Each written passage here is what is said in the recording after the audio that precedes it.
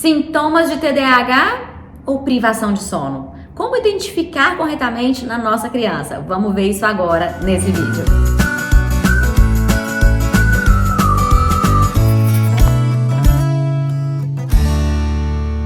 Sejam muito bem-vindas, eu sou a Carla Mendonça, nutricionista, especialista em neurociência, em neuropsicopedagogia, especialista em sono infantil, e hoje a gente vai falar nesse vídeo sobre o TDAH e a privação de sono, porque tá muito na moda, né, falar em TDAH, que é o transtorno do déficit de atenção e hiperatividade, e pouco se fala na privação de sono. Então, assim, muitos pais chegam, né, para poder falar: ai, meu filho tá irritado, mal-humorado, agitado, não consegue concentrar na escola e não para quieto e tá sempre de mau humor e eu tô achando que ele tem TDAH. É possível que ele tenha TDAH? É possível? Claro que é. E eu não tô minimizando isso aqui de forma alguma. É uma situação realmente que aflige a todos da casa. Tem uma criança ali constantemente quieta, né, irritadiça, é realmente muito difícil para os pais, especialmente se eles têm outros filhos, né, porque essa criança vai demandar muito mais. Mas o que eu quero te dizer aqui é que talvez o seu filho não tenha TDAH, talvez ele esteja privado de sono, porque os sintomas são muito parecidos. Então, uma criança privada de sono, ela também vai estar mal-humorada, ela também vai estar irritada, ela também vai estar ali inquieta. Ou seja, talvez o seu filho não tenha TDAH, olha que maravilha. Talvez ele tenha então uma privação de sono. Carlinha, mas como que eu vou saber identificar isso? Bom, gente, a necessidade de sono das nossas crianças é muito alta, é muito maior do que o que a gente vê na nossa sociedade de modo geral, né? Os meus filhos, por exemplo, eles acordam muito cedo para ir para a escola. A escola deles começa atualmente às 7 horas da manhã. E a gente tem que sair de casa às 6h15 para eles irem para a escola. Então eles acordam 15 para as 6 da manhã todos os dias, 5h45 o relógio desperta. E os meus filhos, eles precisam de cerca de 12 horas de sono noturno. Como eles têm que acordar por volta de 6 da manhã, eles dormem por volta de 6 da noite. Sim, que absurdo, eles dormem 6 horas, é muito cedo, não vivem a vida. Eles vivem a vida, mas eles também precisam dormir, né? Deus deu essa necessidade de 12 horas de sono para eles, então ela precisa ser suprida. Claro que vão ter dias em que vão ter um aniversário, vão ter uma festa, vão dormir mais tarde, não tem problema. Mas de modo geral, a rotina do dia a dia, especialmente dia de semana, é para dormir por volta de 15 para 6, 6 horas da noite. Por quê? Para eles conseguirem suprir as 12 horas de sono que eles precisam. Carlinha, mas até que idade que eles vão precisar dormir tudo isso? Olha, segundo os órgãos competentes, né, essa necessidade aí vai até cerca de 12 anos de idade.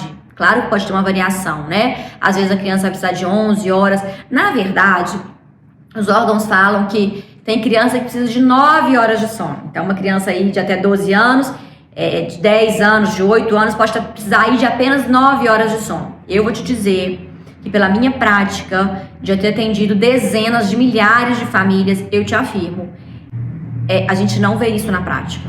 As crianças que dormem menos, que dormem, por exemplo, 9 horas de sono, elas geralmente estão privadas de sono. É o que eu vejo acontecendo todos os dias. Pode ter uma exceção? Claro que pode, mas eu ainda não atendi, tá?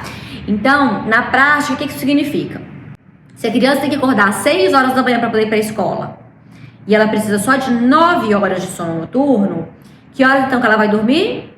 Às 9 da noite, certo? Ela vai dormir de 9 até às 6. E aí, se essa criança precisa só disso realmente, ela vai acordar feliz, bem-humorada. E se você colocar ela para dormir 8h30 da noite, ela vai acordar meia hora mais cedo.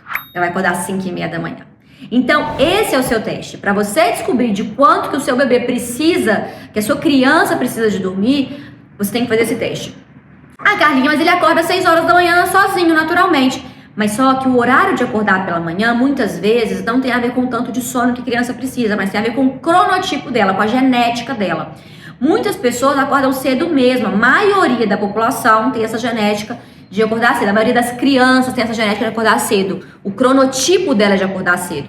Ou seja, dormindo 6 ou dormindo às 9, ela vai acordar às 6. Entenderam? Então, a forma de descobrir é adiantando o horário de dormir. Se o seu filho, por exemplo, acorda às 6 da manhã e dorme às 9 da noite, ele está dormindo 9 horas. Está dentro da tabela? Está. Mas o que é mais importante, a tabela ou seu filho ter necessidade de sono dele suprida? Ter necessidade de sono suprida, certo? Então ele está dormindo 9 horas. Vamos fazer um teste, então? Vamos colocar ele para dormir 8h30? Põe 8h30 e vê se ele vai acordar às 5h30. Olha, Carlinhos, eu pus 8h30, ele continuou acordando às 6 e dormiu 9h30. Ótimo. Vamos para dormir às 8 agora? Olha, Carlinhos, eu pus às 8 e ele continuou acordando às 6. Ou seja, já aumentou 1 hora aí de sono. Ele já não precisava, você já sabe que ele não precisa de 9. Ele precisa no mínimo de 10. E aí você vai voltando até descobrir de quanto a sua criança precisa. Carlinhos, eu fiz todos os testes, meu filho precisa de 11 horas de sono noturno. Maravilha. Mantenha nas 11 horas de sono noturno que ele precisa, tá? Porque se a criança não dorme a quantidade que ela precisa, gente, aí vem o mau humor, a irritabilidade, a agressividade muitas vezes, tá? E assim, a dificuldade de concentração, de aprendizado. Existem diversos, dezenas, centenas de estudos mostrando os graves problemas da privação de sono. Eu mostro todos eles no meu curso de sono Bebê Dorminhoco. E eu, assim, sou uma defensora, literalmente, do sono dos bebês e crianças desde o recém-nascido. Então, desde o recém-nascido, eu sou a favor da gente aplicar tudo da neurociência, tá tudo no meu curso Bebê Dorminhoco, tudo da neurociência em favor do sono das nossas crianças, porque é bom para a saúde, é bom para a memória. Só para vocês terem uma noção, foi feito um estudo com ratos bebês, ratos recém-nascidos. E esses ratos, quando eles começavam a entrar em sono REM, que é o sono que trabalha a nossa memória, quando esses ratinhos, eles começavam a entrar em sono REM, eles estavam sendo monitorados, né? Quando eles começavam a entrar em sono REM, os pesquisadores acordavam eles. E eles não deixavam eles dormir o sono REM.